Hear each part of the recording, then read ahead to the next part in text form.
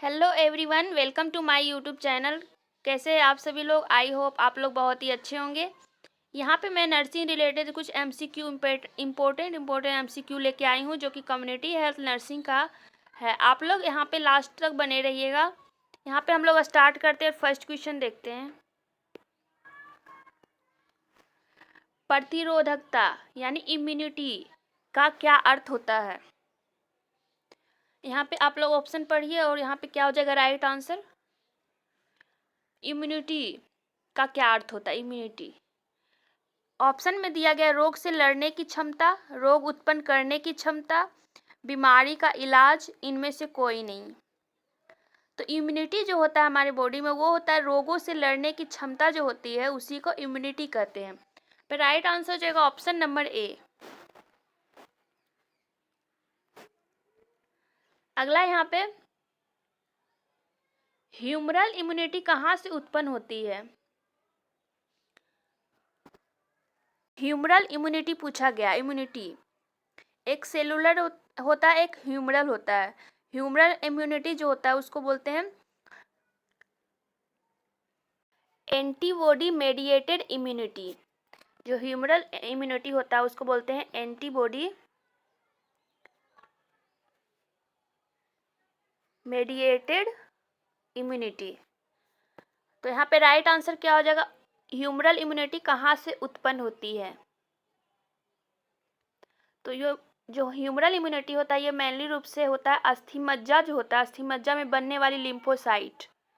यहाँ पे कौन सा लिम्फोसाइट वो हो जाएगा? B lymphocyte. ह्यूमरल इम्यूनिटी अस्थि मज्जा में बनने वाली बी लिम्फोसाइट से उत्पन्न होती है। फिर राइट आंसर हो जाएगा ऑप्शन नंबर ए।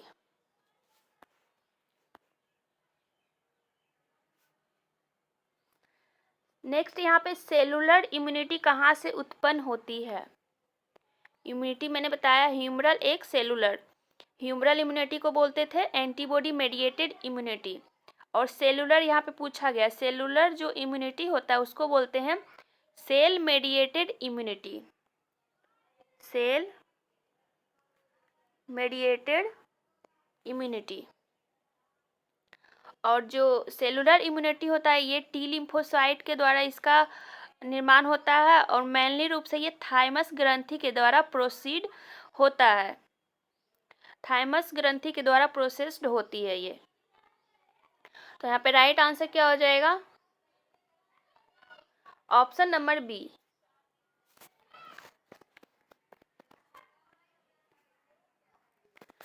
ह्यूमरल प्रतिरोधकता किस पर आधारित होती है?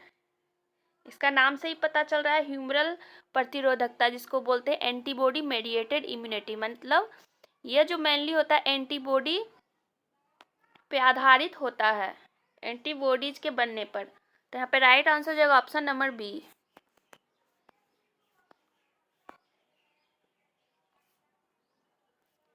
निम्नलिखित में से कौन सा बैक्टीरिया जनित संक्रामक रोग नहीं है? तो यहाँ पे क्या हो जाएगा राइट आंसर? बैक्टीरिया के द्वारा संक्रामक रोग नहीं है। तो डिप्थेरिया जो होता है ये बैक्टीरियल होता है, कोलेरा भी बैक्टीरियल होता है, टाइफाइड भी जो होता है सल्मोनेला टाइफी के द्वारा होता है। ये सब जो होता है बैक्टीरियल होता है। लेकिन यहाँ पे येलो फीवर यह वायरस के द्वारा होता है। तो यहाँ पे राइट आंसर हो जाएगा ऑप्शन नंबर डी।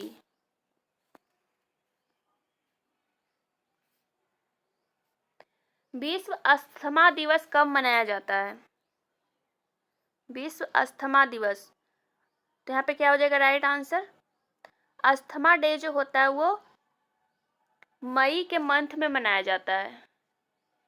मई मंथ में।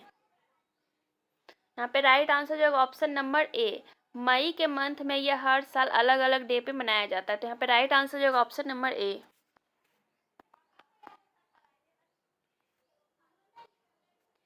निम्नलिखित में से किस गर्भ निरोधक की फेलर रेट सबसे ज्यादा है? जो कॉन्ट्रासेप्टिव होता है उसका फेलर रेट सबसे ज्यादा होता है, टेम्प्रोरी। तो यहाँ पे इसमें हो जाएगा, ये नेचुरल मेथड में जो होता है कैलेंडर विधि।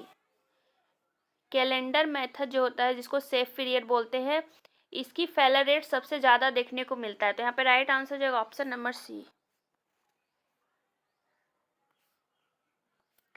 निम्नलिखित में से कौन सी बैक्टीरियल डिजीज है? बैक्टीरियल, जो बैक्टीरिया के द्वारा डिजीज जो होता है वो संचारित होता है। तो यहाँ पे राइट आंसर जो option number C, typhoid fever, जिसको इसका जो कारक होता है वो सल्मोनेला टाइफी के द्वारा ये होता है। तो यहाँ पे राइट आंसर जो ऑप्शन नंबर सी।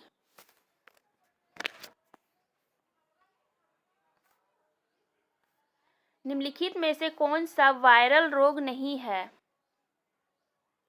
वायरल डिजीज नहीं है, तो ये हो जाएगा डिप्थेरिया, जो कि बैक्टीरियल डिजीज होता है। इसका कारक होता है क्या?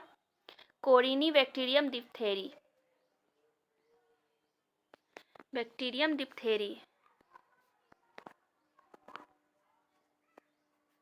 Corynebacterium diphtheriae. Option number B हो जाएगा राइट आंसर।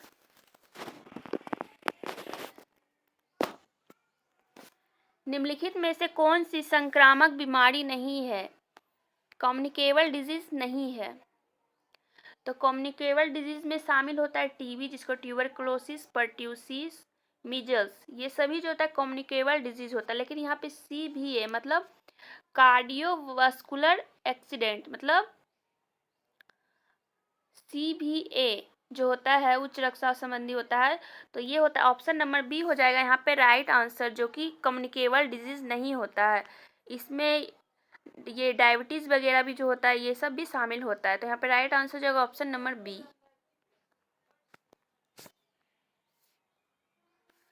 एड्स एक है,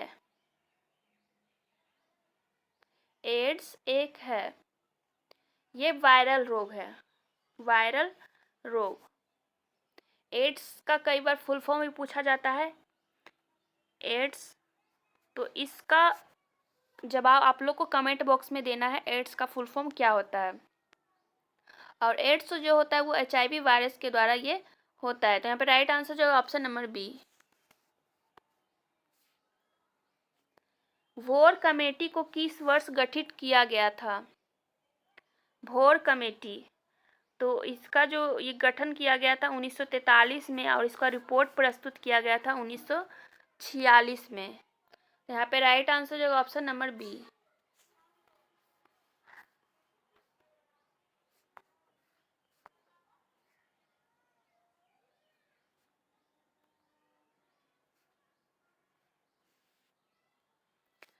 सामुदायिक स्वास्थ्य नर्स, कम्युनिटी हेल्थ नर्स निम्नलिखित में से किस प्रकार की स्वास्थ्य सेवा प्रदान करती है? जो कम्युनिटी हेल्थ नर्स होती है वो कौन कौन सा जो होता है जो हेल्थ सर्विसेज प्रोवाइड करती है? Prevention, promotive, curative and rehabilitative. तो ये ऑल ऑफ द एबव यहाँ पे राइट आंसर हो जाएगा ऑप्शन नंबर डी। नेक्स्ट, निम्नलिखित में से कौन सी गतिविधि हेल्थ प्रमोशनल एक्टिविटी मानी जाती है? पब्लिक की सक्रिय भागीदारी, जोखिम भरे लोगों पर फोकस करना, IEC मतलब इंफॉर्मेशन एजुकेशन कम्युनिकेशन, ये सभी। तो यहाँ पे राइट आंसर जो है all of the above, option number D.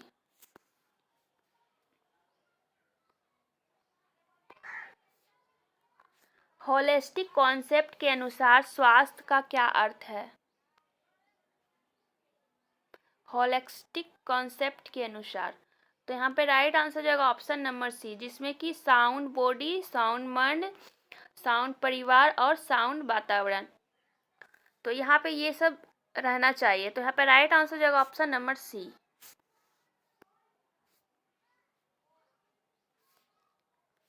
निम्नलिखित में से कौन सा दिवस 11 जुलाई को आता है? 11 जुलाई वर्ल्ड पॉपुलेशन डे, आप लोग को पता होगा। तो यहाँ पे राइट आंसर जाएगा ऑप्शन नंबर ए। यदि वर्ल्ड फूड डे पूछा जाए तो वो होता है वो 16 अक्टूबर, 16 अक्टूबर। नेक्स्ट बात करेंगे, डिप्थेरिया है एक, डिप्थेरिया है एक, तो ये होता है एक बैक्टीरियल बीमारी, बैक्टीरियल डिजीज जो होता है उसको डिप्थेरिया बोलते हैं।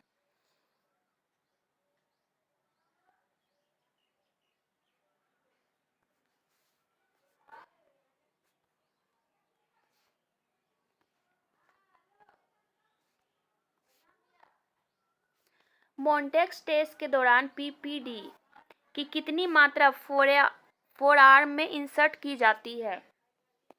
मॉन्टेक्स टेस्ट जो कि ट्यूबरकुलोसिस में किया जाता है, इसमें पीपीडी जो लिया कितना मात्रा फोरआर्म में इसको इंसर्ट किया जाता है? यहाँ पे राइट आंसर जो ऑप्शन नंबर सी 0.1 ml।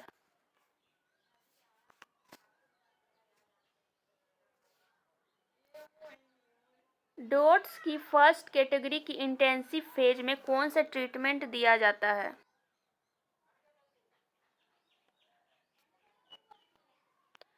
तो यहाँ पे राइट आंसर जो होगा ऑप्शन नंबर ए 2 × HRZE3, जिसमें कि इथाम्ब्यूटोल, रिम्फैम्सिन, पाराजिनामाइड ये सब वगैरह जो मेडिसिन होता है ये सब दिया जाता है।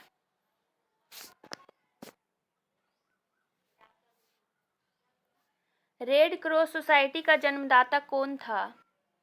रेड क्रॉस सोसाइटी जो कि भारत में 1920 में इसका स्थापना किया गया था, 1920 में, और इसका जो जन्मदाता होता है वो है Henry Dunant, option number B.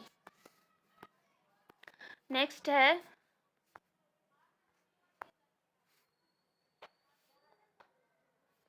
Dots का सेकेंड कैटेगरी का इंटेंसिव फेज में कौन सा ट्रीटमेंट दिया जाता है?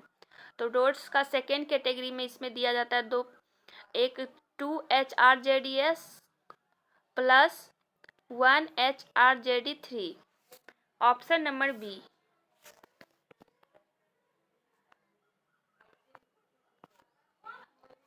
डोट्स की कैटेगरी में फर्स्ट कंटिन्यूएशन फेज के दौरान कौन सा ट्रीटमेंट दिया जाता है? कंटिन्यूअस में इसमें कंटिन्यू जो ये ड्रग चलता है उसमें, तो यहाँ पे राइट आंसर क्या हो जाएगा?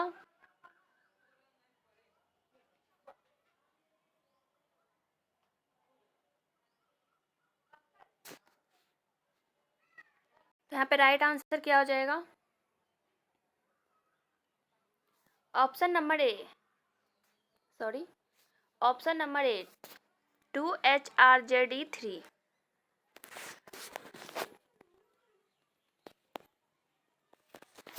HIV संक्रमण के दौरान HIV ह्यूमन इम्यूनोडिफिशियेंसी वायरस जो होता है उसमें इम्यूनिटी बढ़ता है या फिर घटता है? ऑप्शन में दिया गया प्रतिरोधक क्षमता बढ़ती है, प्रतिरोधक क्षमता कम होती है, प्रतिरोधक क्षमता स्थिर रहती है, प्रतिरोधक क्षमता घट या बढ़ सकती है। तो यहाँ पे क्या हो जाएगा राइट आंसर? ये जो होता है यहाँ पे इम्यूनिटी जो होता है वो कम हो जाती, वीक हो जाती है, ऑप्शन नंबर बी हो जाएगा राइट आंसर।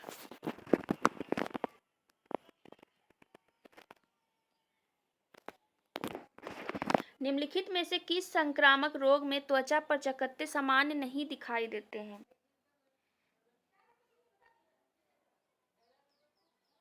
तो यहाँ पे राइट आंसर जो होगा ऑप्शन नंबर सी पोलियो। और ये सब जो होता है रेशेस वगैरह ये चिकन पॉक्स, मिजल्स, रूबेला ये सब में देखने को मिलता है। तो यहाँ पे राइट आंसर जो होगा option number C. Question number 25 last question इस सेशन का। भारत में मृत्यु पंजीकरण कितने दिनों के अंदर करवाना चाहिए? डेथ रजिस्ट्रेशन एक, बर्थ रजिस्ट्रेशन होता है एक,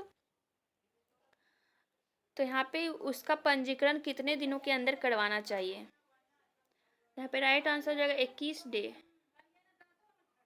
ऑप्शन नंबर डी। यहाँ पे राइट आंसर हो जाएगा option number D. I hope आप लोग को सेशन अच्छा लगा होगा। तो आज का सेशन हम लोग यहीं पे एंड करते हैं। Thanks for watching.